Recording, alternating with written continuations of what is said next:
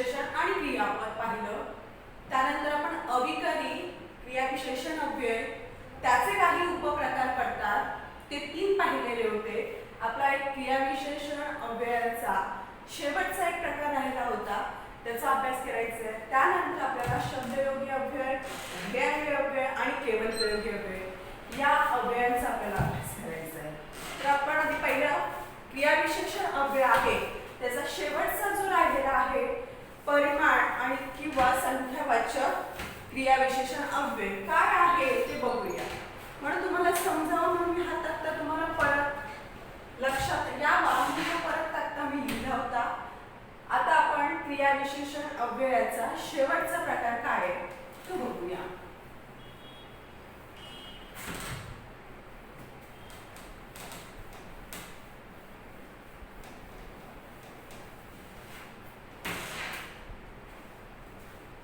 शेवटचा क्रियाविशेषण अव्ययाचे 4 प्रकार पडतात. पहिला आहे कालवाचक पाहिलं होतं. कालवाचक क्रियाविशेषण कालासंबंधी माहिती मिळते हे पाहिलं होतं. स्थलवाचक क्रियापदाच्या स्थलाविषयी ठिकाणाविषयी माहिती मिळाली. रीतिवाचक की क्रिया कशी घडली याबद्दल विशेष माहिती दिली गेली होती, त्याला आपण रीतिवाचक पाहिलं होतं. आणि आपला शेवटचा क्रियाविशेषणाचे प्रकार आहेत त्यातला शेवटचा प्रकार आहे बघूया काय. परिमाण वाचक किंवा संख्यावाचक क्रियाविशेषण अव्यय. क्रियाविशेषणाचे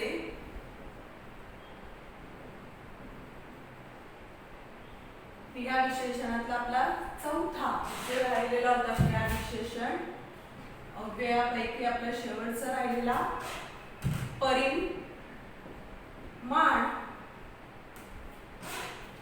वाचक परिमाण वाचक किंवा आपल्याला दुसरा शब्द आहे संख्या वाचक क्रिया विशेषण अव्यय. बरोबर आहे. परिमाणवाचक किंवा संख्यावाचक क्रियाविशेषण अव्यय काय आहे. ज्या क्रियापदामुळे क्रियापदाची किती वेळा घडलंय, किती संख्या आहेत याचा अंदाज मिळतो. म्हणजेच एखादी क्रिया खूप वेळा घडली आहे, जसं उदाहरणार्थ आपण म्हणतो की खूप वेळा किंवा आम्ही 10 वेळा अभ्यास केला, म्हणजे संख्यावाचक त्याच्यामध्ये किती वेळा आलं पाहिजे, किती वेळा संख्या आली 10, म्हणजे परिमाण किती झाले, किती वेळा झाले ह्याचा आपल्याला अभ्यास होतो, त्याचा बोध होतो, अर्थ समजतो. त्याला म्हणायचं क्रियाविशेषण अव्यय. त्याची विफळ या क्रियाविशेषण विफळी परिमाणवाचक जो आहे अव्यय त्याची आपल्याला डिफाइन अशी मिळते मुलांनो. ज्या क्रियाविशेषणामुळे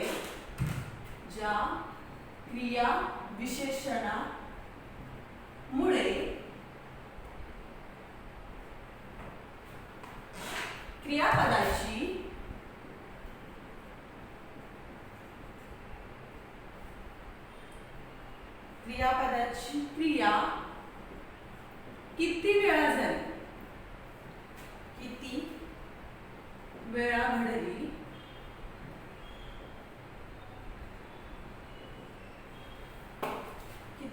घडली याबद्दल माहिती मिळते.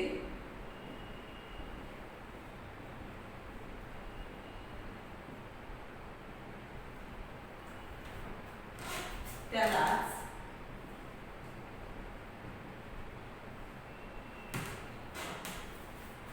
परिमाण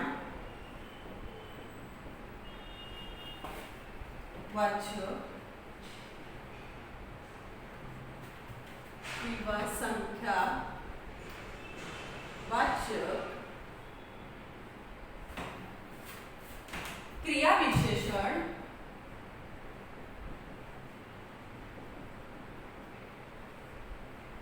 अव्यय म्हणतात. म्हणजेच काय डिफाइन अशी एक क्रियाविशेषण पैकी परिमाणवाचक संख्याविशेषक अव्ययाची अशी डिफाईन आहे की ज्या क्रियाविशेषणामुळे क्रियापदाची क्रिया किती वेळा घडली याबद्दल माहिती मिळते, यालाच परिमाणवाचक किंवा संख्यावाचक क्रियाविशेषण अव्यय म्हणतात. जसं उदाहरणार्थ आपण देऊ की बाजारात भरपूर आंबे आले. जसं उदाहरणार्थ आपण घेऊ की उदाहरण असे येऊ शकतं बघा, बाजारात भरपूर आंबे आले होते किंवा आले आहेत, काही घेऊ शकतात. मग यातले क्रियाविशेषण कोणतं आलं? क्रियाविशेषणाचं परिमाण संख्यावाचक किती आहे? भरपूर. कोणते आहे? संख्यावाचक विशेषण भरपूर. त्यानंतर असे अनेक शब्द उदाहरणार्थ येतात, असे अनेक शब्द येतात, थोडा, अत्यंत. त्यानंतर आहे भरपूर. आता मी एक घेतला त्याच्यावरती आपल्याला उदाहरण भरपूर, काहीसा, पूर्ण आपण म्हणू शकतो त्याला, कमी, अधिक, असे अनेक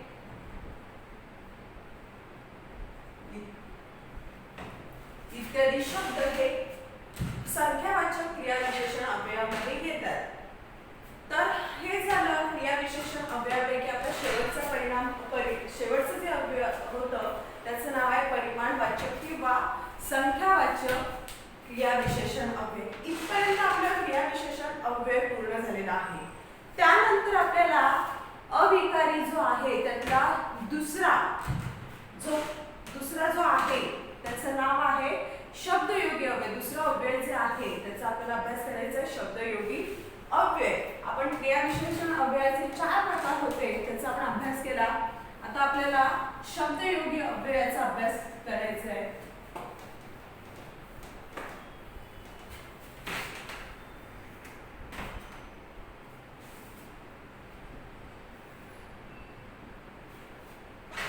शब्दयोगी अव्यय.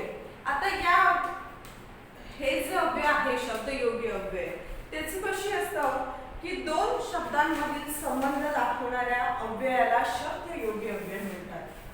दोन शब्द जे दोन वाक्यामध्ये दोन शब्द असतात किंवा शब्दाला लागून जे अव्यय आलेलं असतं त्याला म्हणायचं शब्दयोगी अव्यय. दुसरा जे आपलं अव्यय आहे अविकारी मधलं त्याचं नाव आहे शब्दयोगी अव्यय. दोन शब्दातील संबंध दाखवणाऱ्या अव्ययाला शब्दयोगी अव्यय असं म्हणतात. त्याची डिफाईन अशी आहे मुलांनो की दोन शब्दामधील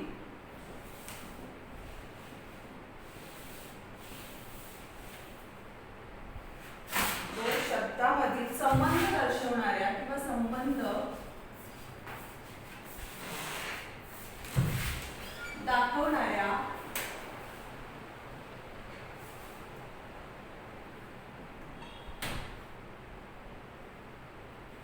दोन शब्दांमधील संबंध दाखवणाऱ्या अव्ययाला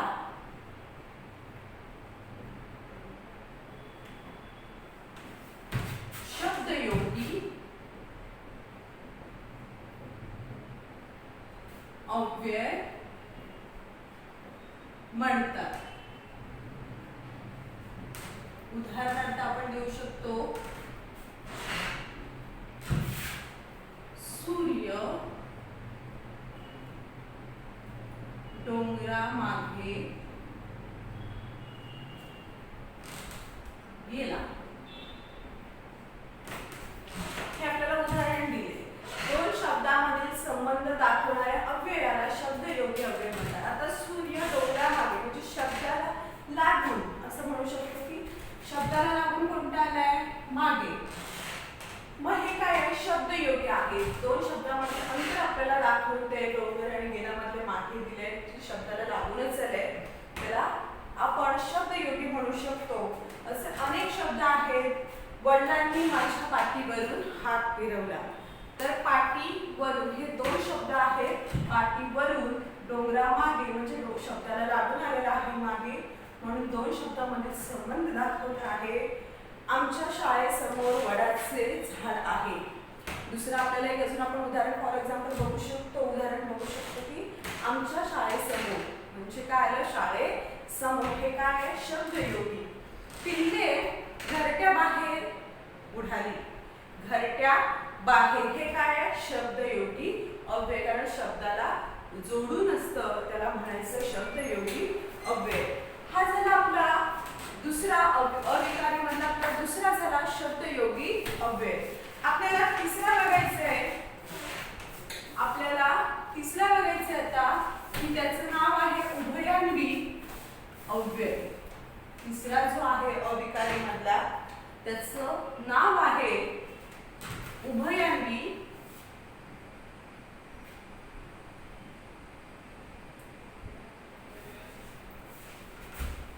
अव्यय. उभयान्वी. सो शब्दयोगीला आपण माहिती की शब्दाला जोडून किंवा दोन शब्दांमध्ये संबंध जो आपल्याला एका शब्द दाखवतो त्याला म्हणायचं शब्दयोगी. बरोबर आहे. क्रियाविशेषण पैकी क्रिया सतत घडत असते त्याची आपल्याला माहिती मिळते त्याला क्रियाविशेषण म्हणतात. त्या क्रियाविशेषणाचे अजून 4 प्रकार पडले त्याचे सुद्धा आपण अभ्यास केला. आता आपण बघायचं अविकारी मधलाच दुसरा त्याचं नाव आहे मुलांना उभयान्वी अव्यय. आता उभयान्वी काय, दोन असे त्याचे दोन शब्द किंवा दोन वाक्य यांना जोडणारा एक शब्द, दोन शब्द किंवा दोन वाक्य यांना जोडणारा एक शब्द असतो त्या शब्दालाच म्हणायचं उभयान्वी अव्यय.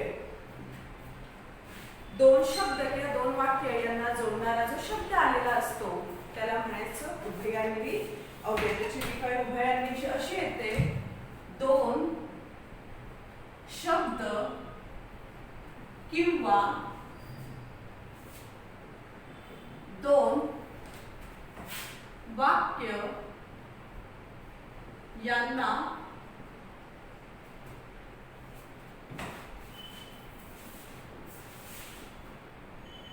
जोडणाऱ्या शब्दाला उभयान्वी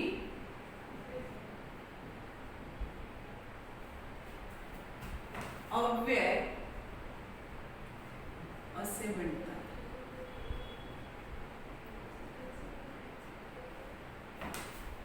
दोन शब्द किंवा दोन वाक्य यांना जोडणाऱ्या शब्दांना असे म्हणतात. दोन शब्द किंवा दोन वाक्यांना जोडणाऱ्या अव्ययाला शब्द उभयान्वी अव्यय असे म्हणतात. त्याचं आपण उदाहरण बघू शकतो. त्याचं उदाहरण राम आणि राजू चांगले मित्र आहेत. एक एक्झाम्पल दिले आणि दोन शब्द किंवा दोन वाक्य, दोन शब्द कुठले आहेत, राम आणि राजू यांना जोडणारा एक शब्द आहे. कोणता आहे तो, आणि. बरोबर आहे. म्हणजेच काय झालं, उभयान्वी अव्यय. दोन वाक्य किंवा दोन शब्द यांना जोडणाऱ्याचे अव्यय असतं त्याला म्हणायचं उभयान्वी अव्यय. आपण शब्दयोगी पाहिजे की शब्दाला जोडून असतं त्याला शब्दयोगी अव्यय असं म्हटलं जातं. असे अनेक उदाहरणं आहेत की शब्दयोगीची येऊ शकतात, उभयान्वीची येऊ शकतात. आणि उदाहरणार्थ असे अजून आहे उभयान्वीची. आणि आता आपण एक बघितला, आणि अथवा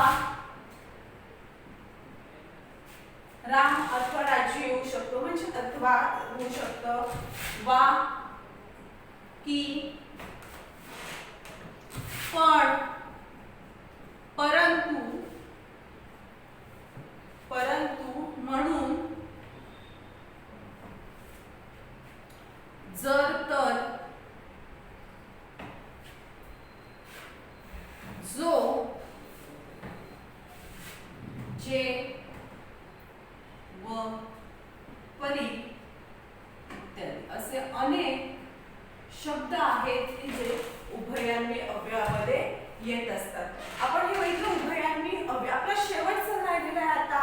अविकारी मधला चौथा आणि शेवटचा त्याचं नाव आहे केवल प्रयोगी अव्यय. आपण हे तिसरा प्रकार उभयांनी पाहिला, त्याचं एक्झाम्पल बघितलं. तर आपण शेवटच्या प्रकारामध्ये बघूया. त्याचं काय आहे नाव? केवल प्रयोगी अव्यय.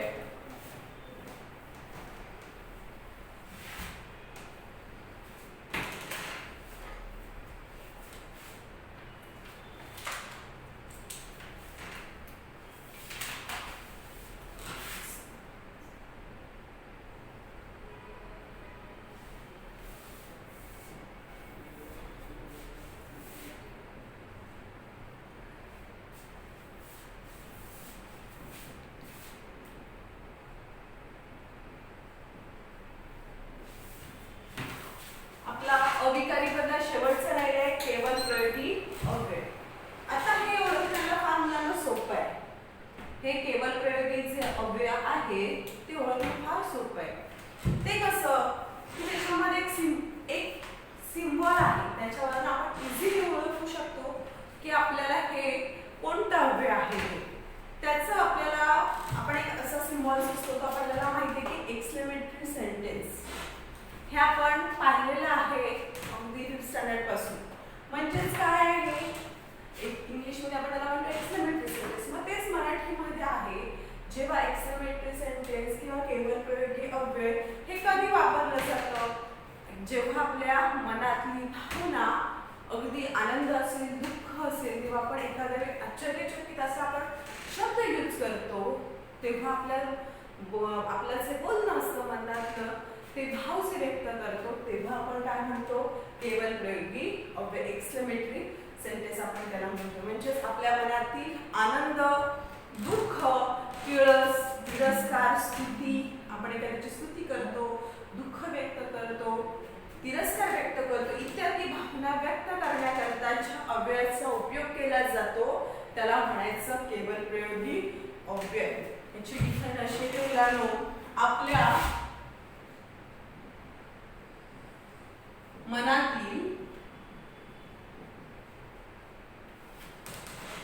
मनातील आनंद,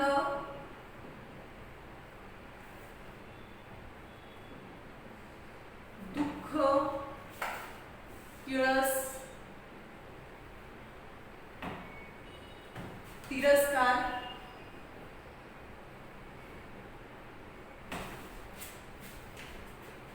स्तुती,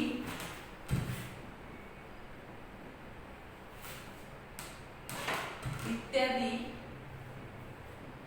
भावना, आपल्या मनातल्या ज्या भावना व्यक्त होतात, भावना व्यक्त करण्याकरिता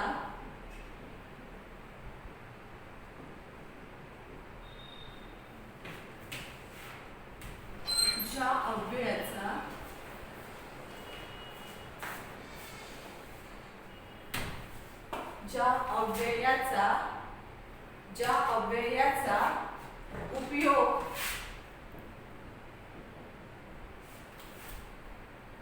केला जातो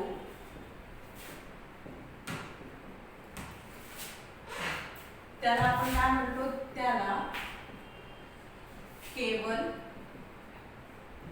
प्रयोगी अव्यय असे म्हणतात.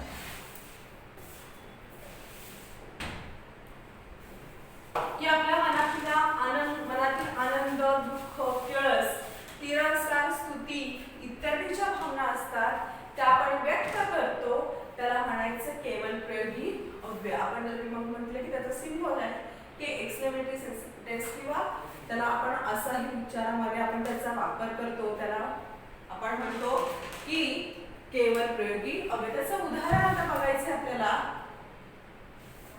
उदाहरण काय येऊ शकतं? त्याचं उदाहरण आपल्याला बघायचं आहे. आहा हा, बरोबर आहे. आहा हा किती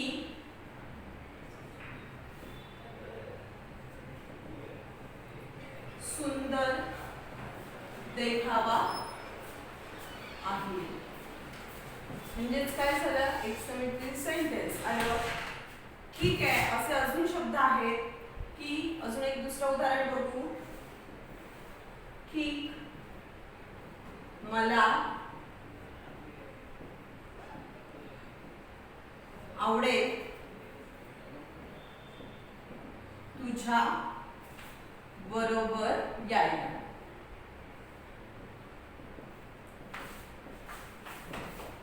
तर हे ठीक जे आहे ते काय आहे, केवळ प्रयोगी अव्यय. अशा प्रकारे आपण जे उच्चारले मनातीलच्या आनंद, दुःख, किळस जे आहेत हे व्यक्त करण्यासाठी जो आपण अव्ययाचा वापर करतो त्याला म्हणायचं केवळ प्रयोगी अव्यय. त्याचं ओळखण्यासाठी एक सिंबल पण आहे, हे जे असं आहे त्याला म्हणायचं केवळ प्रयोगी. तर मुलांना आपण विकारी हे सुद्धा पाहिलं, अविकारी आहे त्याचा सुद्धा आपण अभ्यास केलेला आहे. अशा प्रकारे आपल्या शब्दाच्या जाती आहेत. तो ग्रामरचा आपला व्याकरणचा भाग आता आपल्या इथे पूर्ण झालेला आहे. तर आपण पुढच्या लेक्चरला